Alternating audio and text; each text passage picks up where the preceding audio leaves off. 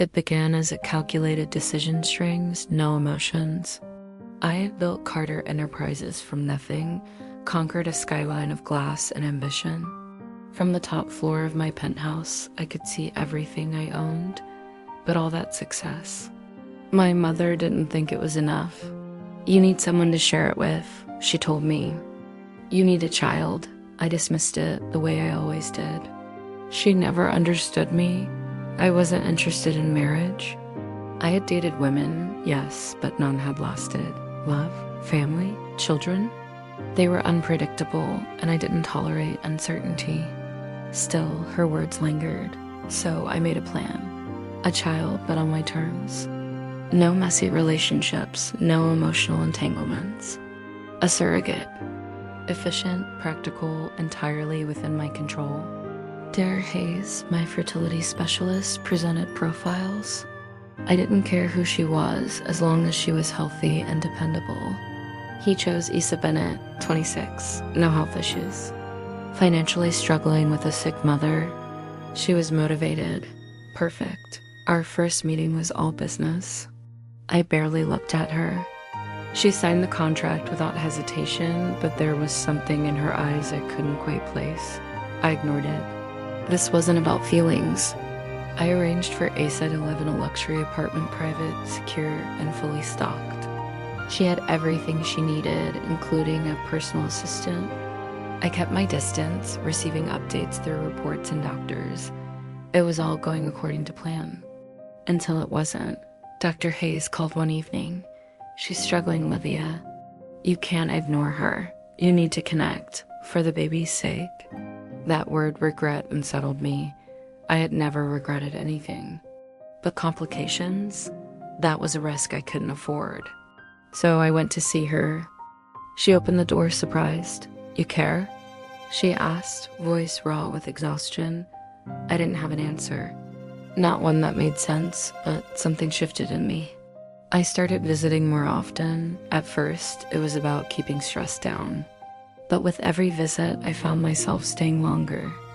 Talking more, listening. Issa wasn't what I expected.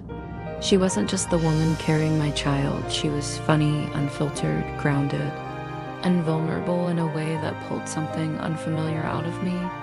One night, we shared takeout. She confessed that, even knowing the baby wasn't hers, she felt connected, then laughed bitterly. And you act like this is a merger, like I'm just paperwork. I had no defense. She wasn't wrong. But I was beginning to wish she was. Then came the moment everything changed. She took my hand, pressed it to her belly. Feel that? She whispered. The baby moved. For the first time, it felt real. Not a goal. Not a plan. A child. My child. After that, the walls between us started crumbling. Slowly, naturally, we started sharing small pieces of our lives. She told me about wanting to be an artist. I told her how business had always been an expectation, not a dream. We laughed, we argued, we stayed up late talking. She saw me, not the CEO, not the strategist, just Olivia.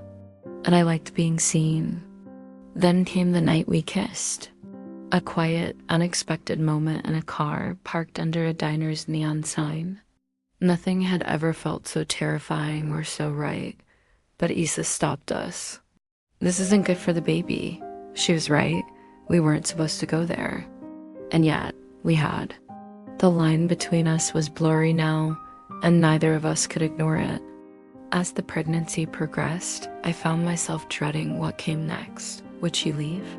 Would she vanish, leaving me with a baby and without her? One night, I offered to pay off her mother's hospital bills. She refused, not because she didn't need it, but because she said I had already given her everything. You gave me you, she whispered, and it broke me in the best way. When labor came early, I was by her side through it all: sweat, tears, pain, and finally joy. Our daughter was born in a blur of cries and light, and when the nurse placed her in my arms, I understood love for the first time. Later, as Isa lay in the hospital bed beside me, she reached for my hand and said, I think I'm in love with you. I kissed her. I meant it. I had never planned for love. I had never believed it was meant for me. But love doesn't ask for permission. Love doesn't follow logic. Love just happens. And Asa was love. Our daughter was love. And I was never letting go.